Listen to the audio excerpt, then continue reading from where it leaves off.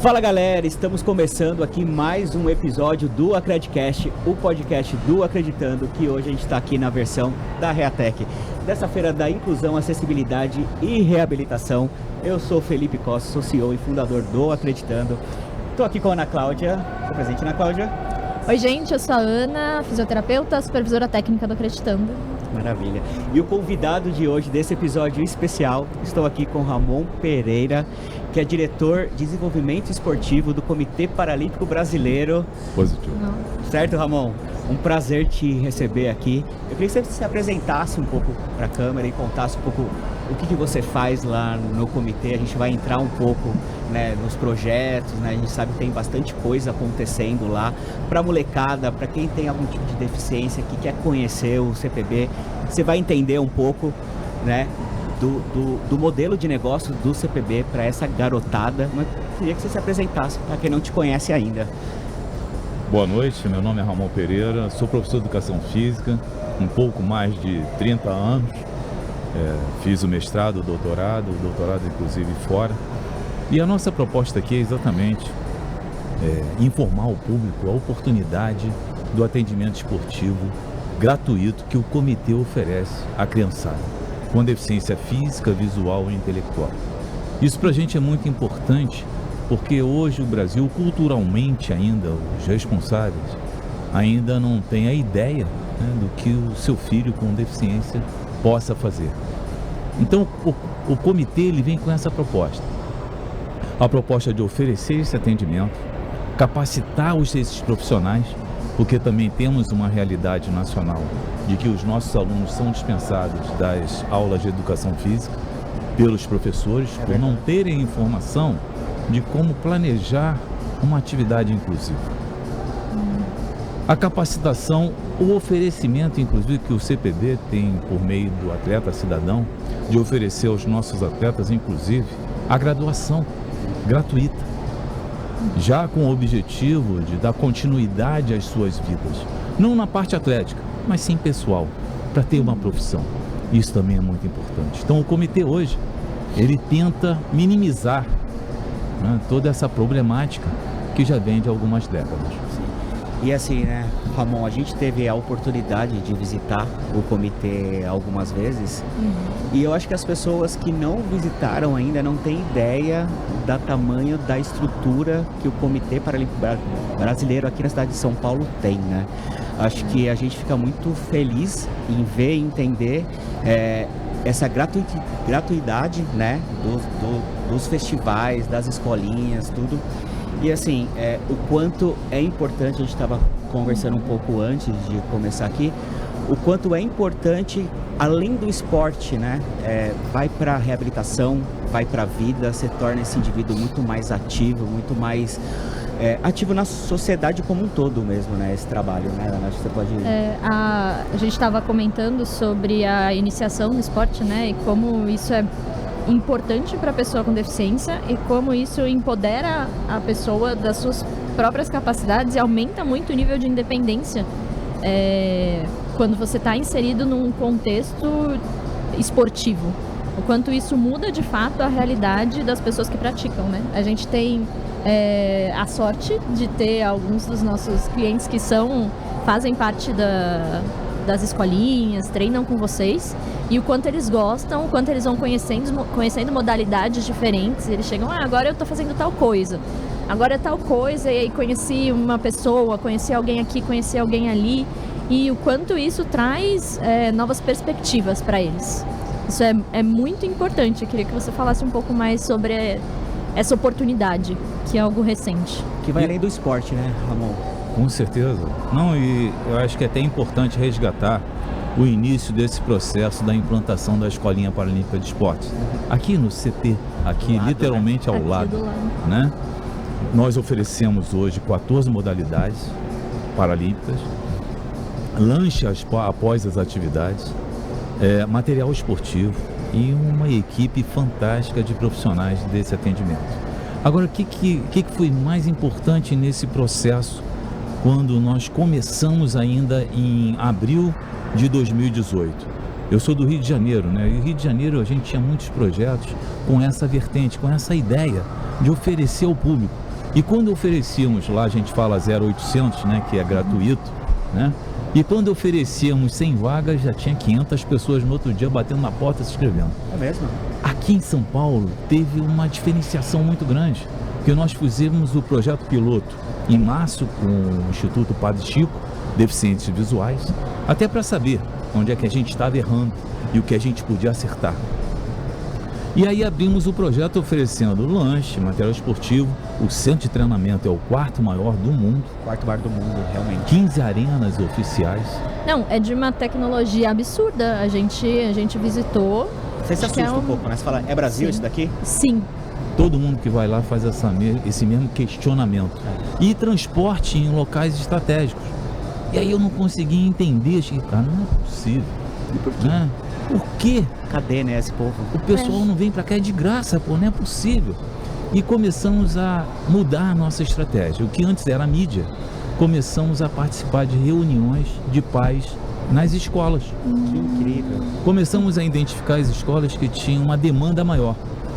E começamos a mostrar vídeo e levar até alguns dos nossos alunos. Aquilo mudou de uma certa forma que eu me lembro até hoje que de maio, que a gente tinha pouco mais de 50 alunos, chegamos a setembro com quase 400 alunos. Fechamos o ano com quase 500 alunos. Hoje nós estamos com 650 alunos aproximadamente. Desse número desses alunos que nós estamos atendendo, e também foi muito importante você falar que o aluno não fica reduzido só a uma vivência, só a uma atividade. Se ele é elegível em outras modalidades, ele tem essa vivência entre 3 a 4 meses. Então, vamos dar um exemplo aí do deficiente visual. Ele aprende a nadar, aprende a correr, aprende a jogar o goalball, um desporto específico ao deficiente visual, a jogar o futebol, né, e ao judô. Então ele tem toda essa gama, esse histórico motor que ele pode ser aproveitado. E no final desse processo, que aí dura 1 ano e meio a 2 anos, esse aluno é convidado a participar na modalidade que ele tenha maior desempenho. Nós avaliamos, existem 3 avaliações anuais, funcionais e antropométricas, de todos os nossos alunos. Então ele é convidado a ficar naquele que teve melhor resultado. Mas se por acaso também ele queira ficar num que ele também não tem resultado, nós respeitamos. E mais ainda, nós respeitamos a idade, a cronológica. Não antecipar exatamente uma exigência desse aluno. O que seria isso? Eu dar uma carga de treino, né, ou um atendimento um pouco mais de... A gente fala em treinamento esportivo com uma carga maior. A uma criança que não tenha fisiologicamente um corpo para receber essa carga de trabalho. Então isso também é muito respeitado. E respeita-se também se ele quer ser um atleta de alto rendimento ou não. Porque na Escolinha Paralímpica de Esporte nós temos as fases. Iniciação ele faz 2 vezes por semana, aperfeiçoamento ele já faz entre 3 e 4 vezes por semana, e a transição, que aí sim, ele já fica de segunda a sexta-feira. E mais importante, esse ano nós implantamos o desempenho escolar. O que seria isso? Nós pedimos aqui se chama boletim escolar? Boletim escolar, para ver se realmente ele está atendendo também ao seu desempenho escolar. Que incrível isso, né? Porque vocês vão além, né, do esporte. E eu acho que o papel um pouco das pessoas que trabalham com pessoas com deficiência é um pouco isso, porque você está trabalhando com a pessoa em si, mas você também está trabalhando o entorno dela, com a família, com a mãe, né? E os filhos vão se tornando mais independentes ao longo do tempo, né? A gente estava comentando disso. Acho que é legal para quem está em casa entender esse projeto das escolinhas, né? Qual a idade? Tem alguma idade limite para começar, para se inscrever? Como é que funciona isso, né? Só o pessoal entender, é um pouco isso. Você fica 1 ano e meio no comitê, você passa por várias vivências de várias modalidades. Então você não precisa chegar já pronto, você não precisa vir um atleta pronto, não. Vocês buscam ajudar a criança no desenvolvimento dele, né, a criança e o adolescente ali, para que ele seja um adulto muito mais ativo, né? Conta um pouco esse processo todo, desde a entrada, né? Se tem uma idade limite, como é que funciona, o que vocês estão buscando, né, com essas crianças. Acho que é legal o pessoal entender um pouco esse universo todo, porque eu sei que é um projeto que vocês estão construindo já faz 3 a 4 anos, né? Esse projeto. Isso, desde 2018. Desde Nós toda... tivemos a pandemia, né? A parada de 1 ano e meio, 2 anos. E a pandemia foi um marco também, né? Eu queria que você contasse um pouco essa retomada desse projeto, sabe? O pessoal entender a grandiosidade disso, né, para a pessoa com deficiência, o que ela tem na mão aqui de forma gratuita, sabe? Que a gente fala do Comitê Paralímpico Brasileiro abrindo as portas e convidando as pessoas com deficiência para vir para praticar esporte de forma gratuita, né, e indiretamente se reabilitar, ser independente e seguir para a vida, né? Queria que você contasse um pouco essa trajetória, que eu sei que tem muito dedo seu aí nisso também, né, Ramon? Não, acho que é o nosso presidente. O nosso presidente, ele, para você ter ideia, claro que o comitê ele trabalha com resultados, né? Mas a meta do nosso presidente é chegar a 2040, claro que é o último ano dele, né, de mandato, em 2024. Mas a proposta dele, com todos esses projetos, é a gente chegar na frente da China em 2040. Okay, então por aí você já está vendo. Eu boto fé. O Brasil é Brasil, né, Ramon? Com certeza. E com o Misael Conrado à frente, sim, nós temos assim uma sustentação muito grande. Todos esses projetos são novos, como eu te falei antes. São inovações para o Comitê Paralímpico Brasileiro, até porque o comitê ele trabalha para o alto rendimento. E a escolinha, ela tem exatamente esse objetivo, da gente receber essa criança que muitas vezes não tenha tido nunca uma prática esportiva. Nunca ela passou por local nenhum que ela tenha essa prática esportiva. Nós recebemos esse aluno. Nós estamos ali exatamente para ensinar ele a engatinhar. É exatamente isso. A engatinhar, depois ficar em pé em desequilíbrio, depois ficar em pé, correr, e aí ele vai. É melhorar essa autoestima. Hoje o esporte é uma das ferramentas, é importante falar até para que, né, os outros processos também não fiquem enciumados, né? Mas hoje é uma ferramenta de inclusão. E você falou muito bem, quando o nosso aluno ele vai para a quadra, vai para a piscina, ele tem que tomar a sua decisão. E tomada de decisão é você educar para a independência. Na Escolinha Paralímpica de Esporte, muitos pais, como eu falei anteriormente, não imaginavam que seus filhos pudessem fazer uma atividade física. E tinham um certo receio de onde seus filhos iam ficar. Então nós liberamos durante 10 a 15 dias que eles viessem e olhassem as aulas dos filhos, né? A partir daí, ele era obrigado a ficar em outra arena. Então se ele estivesse fazendo atletismo, ele ia para a natação, se fosse a bocha, ele ia lá para o basquete e assim por diante. Para que o pai não tivesse interferência nessa decisão do aluno. Porque a vida é assim. A vida exige da gente as decisões. E se a gente não está preparado, muitas vezes a gente tropeça, cai e não consegue levantar. E o nosso aluno, nós já ensinamos desde agora que ele tem desafios. Toda aula dele é um desafio. Mas para isso, ele tem que tomar as decisões. Ele tem que ter coragem. Ele tem que ter a autoestima alta. E é isso que a gente estimula a todo momento. E não existe a exigência, desculpe até ser repetitivo, dele ser um atleta paralímpico. Claro que não, ele tem a opção de continuar na iniciação o tempo que ele quiser.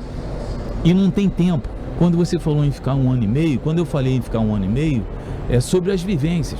Mas até os 17 anos, nós atendemos desde os 7 até os 17 anos. Perfeito. E estamos com outro projeto agora que é de centro de reabilitação, em que nós temos um professor implantado em centros de reabilitações, aqui em São Paulo, o Simão Toro, nós temos na Lapa, Humaitá e Diadema, em que esse professor estimula os pacientes, porque hoje a realidade de um paciente é ele ficar entre 3 a 6 meses em reabilitação e depois tem que passar a vaga para outro, né? E o objetivo exatamente é dar continuidade a essa atividade física. E é tão importante essa continuidade da atividade física, né, Ramon? A gente vê muito lá no Acreditando com os clientes, como a Ana trouxe, assim, né?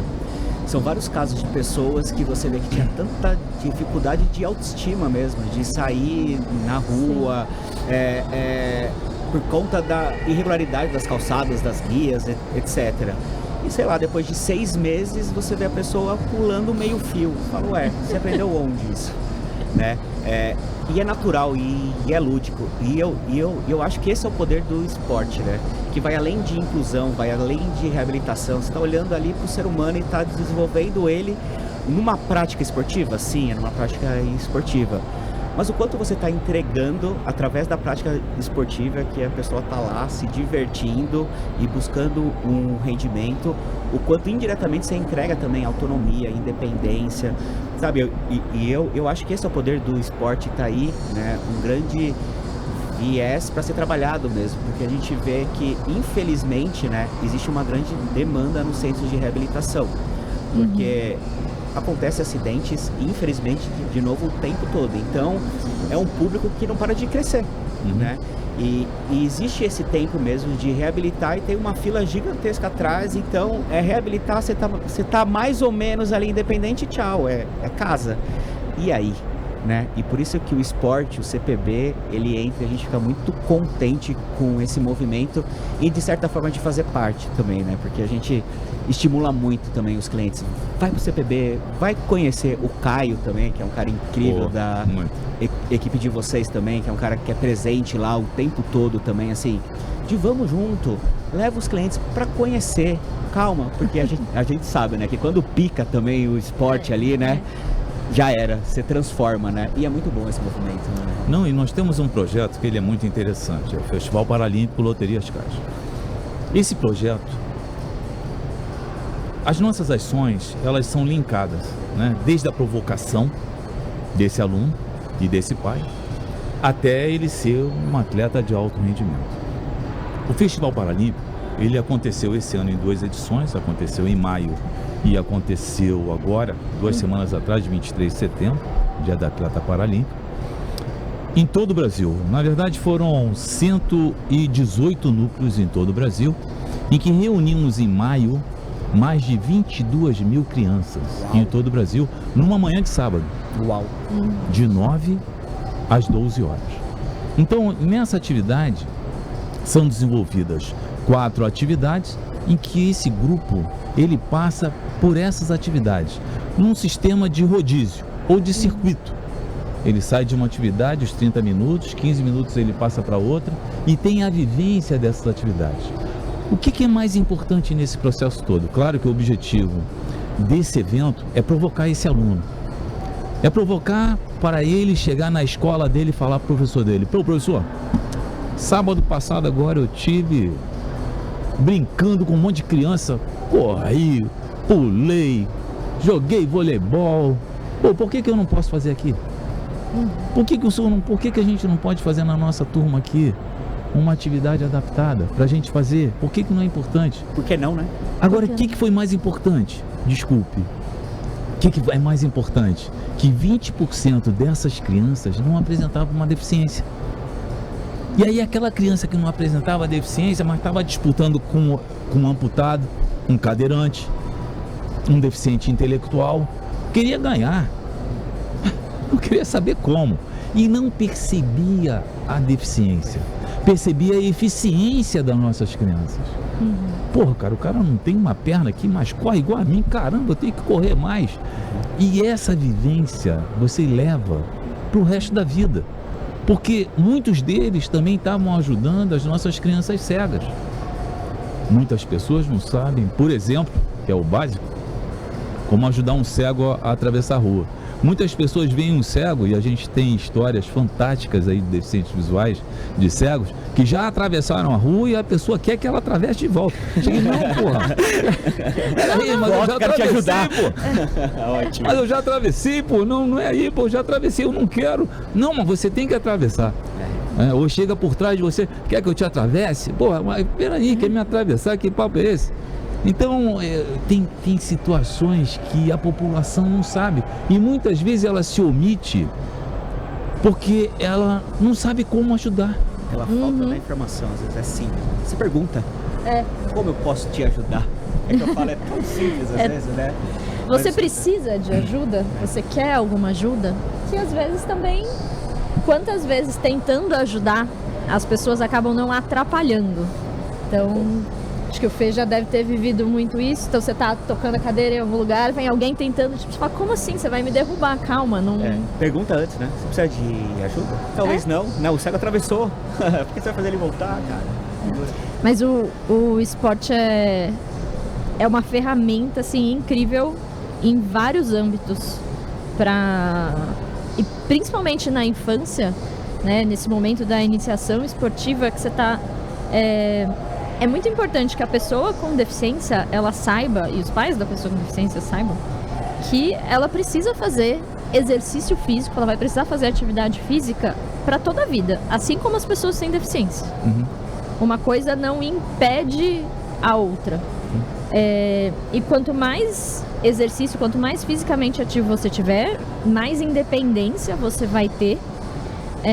E que não é só aquele momento da reabilitação que você passa ali de 6 meses, enfim, 1 ano, num centro de reabilitação, que infelizmente você precisa rodar a vaga, isso precisa... porque tem muita gente na fila, então você torna aquela pessoa ali o máximo independente dentro do que você pode, e aí depois essa pessoa fica perdida. E o esporte tá aí para isso também. Ela pode fazer e ela deve fazer exercício físico, e onde é que ela vai encontrar isso, né? No CPB. No CPB. Opa! Ô, Ramon, uma curiosidade minha. Você trabalhava com pessoal com deficiência antes ou não? É novo esse mundo pra você? Então, sabe aquele mosquitinho que você falou aqui? Picou? Foi ainda quando eu era universitário. É mesmo? E olha como é que era a ignorância no que diz respeito à falta de informação. Eu, naquela época, e inclusive nós participamos da primeira turma de especialização, naquela época, portadores de necessidades especiais, naquela época. Feio esse nome, né? Portadores de necessidades especiais. Pelo MEC, que eu fui convidado. Eu achava que eu dando atividade física, era numa escola no subúrbio lá de Bangu, lá no Rio de Janeiro, eu achava que eu dando atividade física, um cadeirante ia voltar a andar. Apesar de que nós temos uma história aqui muito interessante, mas aí não é sobre uma lesão, não é medular, né? Na verdade era autoestima. Tiaguinho, existe um vídeo que o CPB produziu ainda em 2019, de um aluno nosso chamado Tiaguinho. Ele chegou pra gente aqui em cadeira de rodas. A mãe afirmava assim com uma velocidade muito grande, né? Uma afirmativa, não, meu filho não anda, não adianta que não anda, não, fica tranquilo. A gente não faz milagre aqui, né? Mas 3 semanas o garoto começou a fazer atividade física com a gente. Ele saiu da cadeira de rodas, começou a andar, claro, com uma dificuldade, uma limitação muito grande, mas começou a andar. Em casa a mãe dava banho nele, não comia sozinho, ele começou a exigir, quer dizer, falar para a mãe não ajudá-lo, para ele começar a tomar banho sozinho e a comer sozinho. E mais ainda, foi muito importante quando você falou sobre as consequências do entorno. A mãe, isso está nesse vídeo, é depoimento dela, de que ela não conseguia ler. E ela voltou para a escola para aprender a ler, porque o Tiago pedia a ela toda noite para ela ler uma história. Olha como é que você muda uma realidade, né? E é muito abrangente, né? A gente está falando aqui do Tiago e a mãe dele, e dos pais, na verdade. Mas, na verdade, ele falava que na escola dele ele não tinha amigos. A partir do momento que ele começou a andar, a ter uma independência maior, ele começou a ter amigos.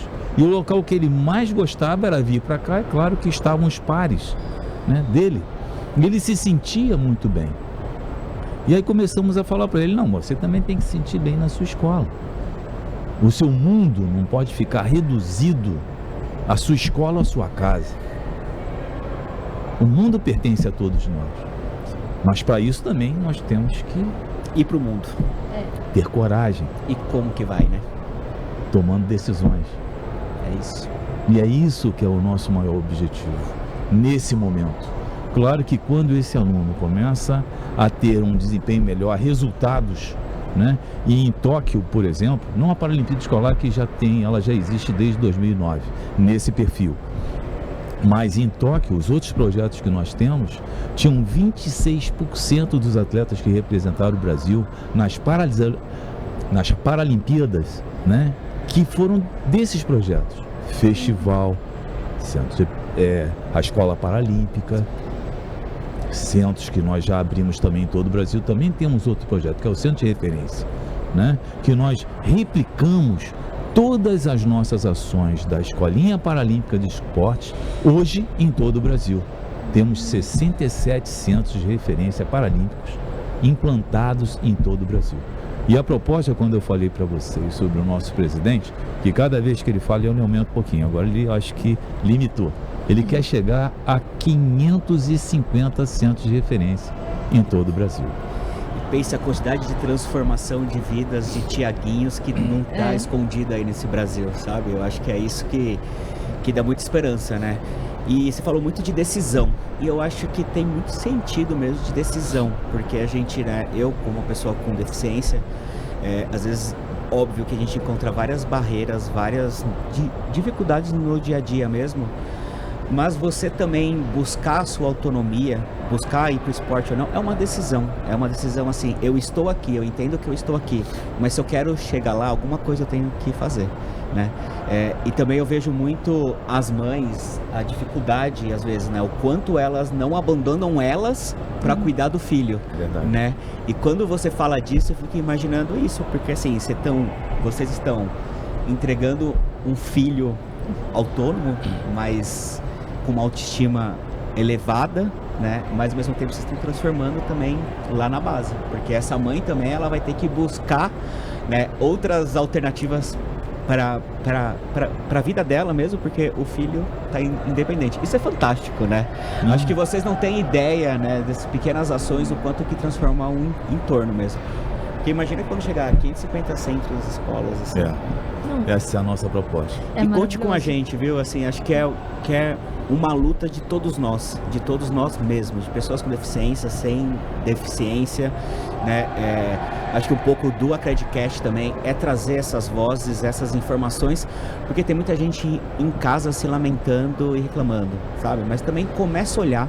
São pequenas iniciativas, assim, que começou em 2018, uma mudança, né? O quanto isso não vai crescer, está crescendo, e eu acho que iniciativas como essa têm que ser divulgadas mesmo, as pessoas têm que ter acesso. Então, você que está na sua casa aí, querendo buscar uma atividade física ou atrás de alguma coisa, entre em contato com o CPB, né? O esporte paralímpico brasileiro é qual? É o quarto do mundo? É o segundo do mundo? O sétimo. O sétimo? Sétimo do mundo. Saímos lá de 96, de 37º para 7º lugar. E o objetivo? Primeiro lugar. Primeiro? Nem a segunda, eu não. boto fé. Você vê, não, o Felipe já estava quase lá, né? Na China, né? China e Estados Unidos é difícil, hein, Ramon? Não, mas essa... Então, mas brasileiro tem, né? Temos que ser audaciosos. Tem. Né? Sim, com temos certeza. que ser audaciosos. Tem que acreditar, né, no povo do Brasil, é isso. Se não for assim, não dá certo. E a gente acredita nisso. E certamente com essas iniciativas, e é importante também falar que o CPB hoje, ele minimiza essa problemática, né, que já vem há décadas. Na verdade, também é responsabilidade, os centros, eles têm as parcerias com as secretarias estaduais de esporte ou de educação. E se não tivesse essas parcerias, certamente a gente não teria esse sucesso que a gente tem hoje aqui. Hoje, inclusive, aqui em São Paulo, nós estamos entrando com alguns professores nos CELs, porque os CELs até então não tinham esse atendimento ao PCD. E nós já estamos implantando alguns professores nos CELs exatamente para dar essa iniciação esportiva, a de qualidade, e trazendo exatamente esses alunos mais interessados para a Escola Paralímpica de Esportes. Incrível, Ramon, incrível o trabalho de vocês, assim, só tem a agradecer, né, o aceite do convite de falar um pouco também sobre o CPB, já estivemos juntos em algumas ocasiões lá, né? Deixa o convite para conhecer a nossa casa também, ou acreditando, para conhecer um pouco lá também nosso centro. E conte muito com a gente mesmo, assim, sabe? A gente é apaixonado, além do esporte, da reabilitação, disso também, de ver as pessoas saindo para a vida, sabe? Sim. De ver esse entorno sendo transformado. É por isso que a gente faz o que a gente faz, né? E por isso que é muito bom estar junto com pessoas, empresas, instituições que estão realmente, de fato, apostando e lutando por essa causa. Porque acho que a gente faz um trabalho de uma ponta, vocês fazem da outra, mas quando a gente se une, né, potencializa isso, a gente leva isso para muito mais gente. Muito obrigado mesmo pela... Muito obrigada, Ramon. Muito obrigada por ter participado. Muito obrigada pelo trabalho também. Não, a CPB é que agradece e sabedor que estamos sempre à disposição para ações com essa filosofia de trabalho e talvez intensificar, né, ainda mais, né, é a nossa proposta. É a nossa missão. É, né? é a nossa missão. E eu deixo aqui o agradecimento pro Ramon, mas eu passo ele também pro Caio, pro Cavalli, né, para todas as pessoas lá do comitê também que sempre receberam a gente do Acreditando, os clientes também, com um acolhimento assim ímpar. Muito obrigado. Verdade. De nada. E para você que ainda não é inscrito no canal do Acreditando, não deixa de se inscrever no canal para acompanhar outros episódios, né? Acompanhar um pouco o que foi os episódios anteriores e não perder mais nenhum episódio. E com esse episódio incrível, encerramos mais um episódio aqui do Acredicast na Reatec, nessa feira de inclusão, reabilitação e acessibilidade. Né? Finalizamos o primeiro dia. Sim, também. Encerramos aqui nosso primeiro dia com muito conteúdo, muita coisa nova, muito assunto bom discutido. E acho que foi um ótimo encerramento. É isso. Muito obrigado e nos vemos amanhã e no próximo episódio. Valeu.